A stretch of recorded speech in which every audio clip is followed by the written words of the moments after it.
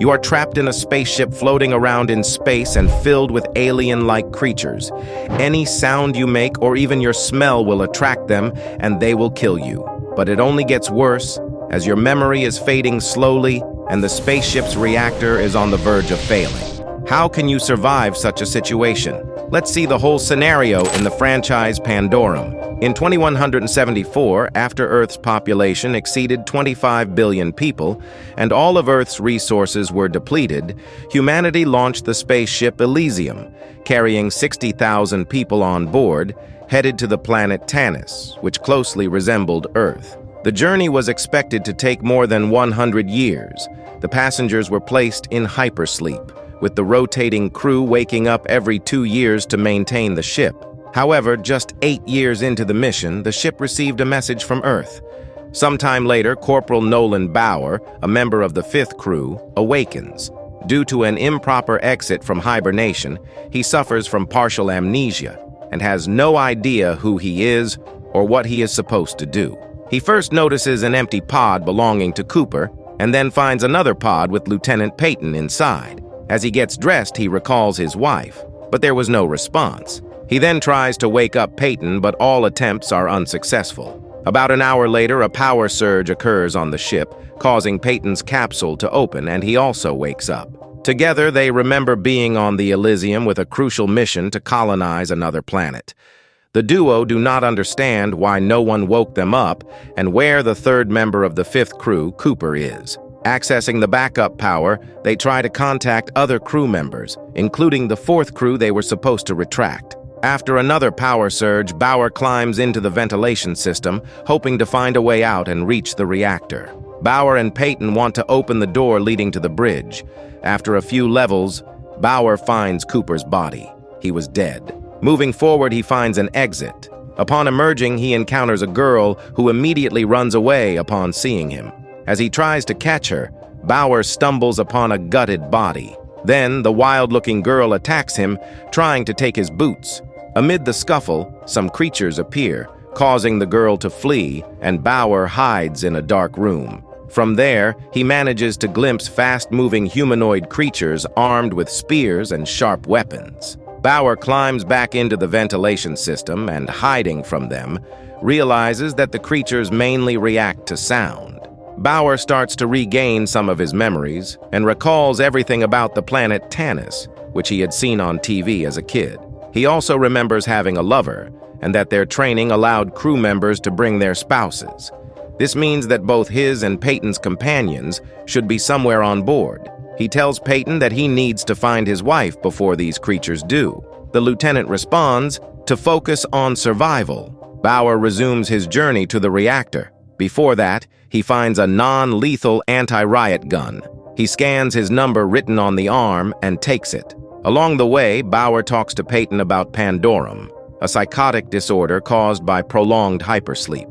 Its symptoms include paranoia, schizophrenia, vivid hallucinations, and a tendency towards aggression. There was once a major space disaster caused by this condition when an officer on a 2-year shift had a nervous breakdown, killed his colleagues, and sent 5,000 passengers into open space into oblivion. With just one push of the button, 5,000 lives were taken. After some time, Bauer encounters a trapped mechanic from the 6th group named Shepard. Bauer helps him.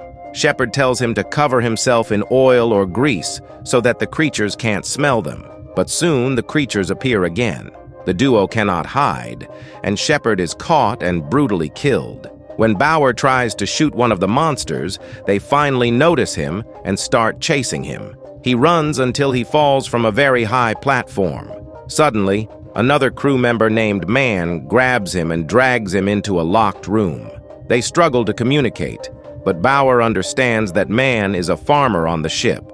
Leaving the stranger, Bauer continues his journey and reaches the food block, where he encounters the girl again. She attacks him. They both ensued in a fight, and the girl seemed to overpower Bowler. But just then, Man comes to his rescue once more. After a brief fight, Bauer suggests they team up, and after discussing their differences, the trio heads towards the reactor. The girl leads them to an ecological section, where various embryos meant to transfer Earth's life to planet Tanis are kept. The girl introduces herself as Nadia and offers the group some insects as food, saying that the path to the reactor will be tough. With no other option, Bauer eats the insects. Meanwhile, Peyton continues to struggle with the door, trying to open it without success. He begins to hear noises coming from the shafts, worsening his paranoia. Moments later, a young man emerges from among the wires. It's Gallo, naked and claiming to have come from the bridge before passing out. When Gallo wakes up, Peyton asks him about the blood on his body. He tells Peyton that he was part of the crew that received the message about Earth's destruction. He claims that the ship got lost in space and provides conflicting information, revealing that 2 other members of the 4th crew developed Pandorum and that he had to kill them in self-defense. Currently, most inhabitants of the space ark are either dead or have mutated. Meanwhile, Bowler and his team move forward to reach the reactor. As they move forward through the room, the floor beneath them collapses, and they fall into a sewer-like area filled with human bones. Surprisingly, this works to their advantage, as a creature arrives but is unable to see them down there. Once the monster leaves, they climb out of the sewer, only to find it waiting for them. The creature immediately attacks them. The trio manages to fight him off and kills him after facing a lot of damage to themselves. But just as they saw another creature standing above them seeing all this, the creature signals his other creature friends to attack them. The trio runs away. While running away, they saw one of the capsules open and a man was waking up. The creatures attack him and the trio finds this as an opportunity to escape. They enter a chamber and manage to lock it. They find another survivor cook named Leland in that chamber. The stranger has been awake for many years, surviving on water accumulating on the compartment walls, algae created by moisture, and sometimes resorting to cannibalism. Cooks some food for them and offers it to them. They all eat it. Now, why would you eat food from a stranger when you all are fighting to survive? Anyway, Leland begins to tell the story, and Gallo simultaneously shares it with Peyton, trying to drive him insane.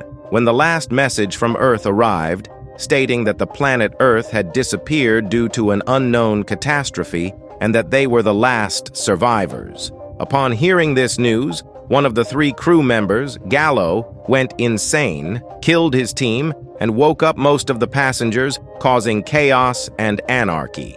Eventually bored, he went back to sleep. The people who woke up eventually started mutating into cannibalistic creatures due to genetic modifications given to each crew member before the mission to quickly adapt to the conditions of the new planet. The enzyme adapted them to the ship instead. Just then, Bowler and his team started to feel dizzy.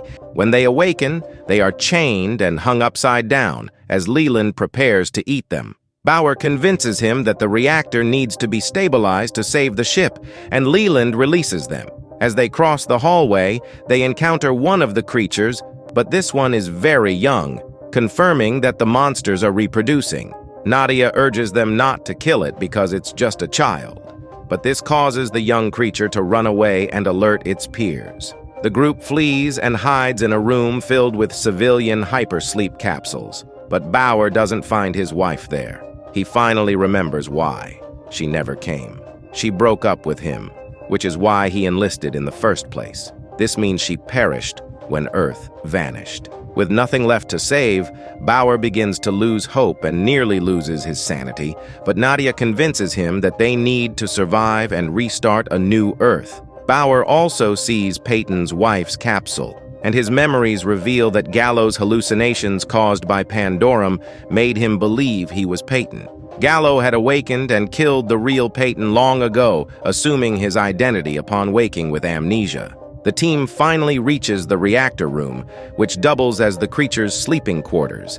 As they try to cross a walkway, it collapses. Nadia makes it to the other side, but Bauer falls onto a metal beam, and Mon is left holding the walkway to prevent it from dropping onto the creatures. Bauer slowly lowers himself to the floor, covering himself with monster skin to mask his scent, and carefully makes his way to a nearby ladder. He reaches the reactor, but his flashlight falls and wakes the monsters, who immediately pursue them. Mon drops the walkway, killing many creatures before escaping, while Bauer successfully restarts the reactor, restoring power to the ship and killing more monsters. The mutant leader confronts Mon in a fierce hand-to-hand combat, which Mon wins, only to be fatally attacked by the mutant child moments later. Well, he should have just killed it. Anyways, meanwhile, Bauer and Nadia follow Leland to safety, but Leland betrays them, locking the door behind him. With power restored, Peyton manages to open the bridge door just before Gallo escapes his pod. After a struggle, Peyton sedates Gallo. At that moment, Peyton's memories fully return. He realizes he is actually Gallo, and the Peyton he had been interacting with was a hallucination of his younger self. Gallo had killed the real Peyton and assumed his identity due to amnesia. Leland arrives at the bridge, pretending to be Bauer's friend. But Gallo kills him by injecting a sedative into his eye. Bauer and Nadia force the door open and leave the creatures behind, reaching the bridge where Bauer retrieves his gun from Leland's body. He checks the flight log, discovering that 923 years have passed since the mission started. Gallo admits his lie, which Bauer had already suspected, and opens the ship's shutters, revealing an endless black void with no stars. Gallo tries to drive Bauer insane by talking about the absence of God and law equating absolute freedom. However, Bauer, believing in law and order, reacts by attacking Gallo. Nadia interrupts them with an important discovery: bioluminescent creatures floating around, indicating they landed on Tanis 800 years ago and landed on the ocean floor. The ship's log informs them that 923 years have passed. Gallo takes advantage of the distraction to attack Bauer, but Nadia intervenes. Gallo overpowers her due to her injuries from Leland's stabbing. Nadia calls for Bauer's help, but he is hallucinating and shoots the wall, believing mutants are attacking. The shot breaks a window, causing water to flood the ship, killing Gallo and the remaining creatures. The onboard computer activates an emergency protocol, ejecting the remaining 1,211 active capsules. Nadia and Bauer escape in a capsule, and as the mutants fill the ship, it floods. The capsule surfaces, and they see a lush shoreline. Bauer and Nadia surface near a beach and watch as the other pods emerge, realizing they now have enough people to start rebuilding a new Earth. This is Buff Recap Channel. Stay safe and thanks for watching.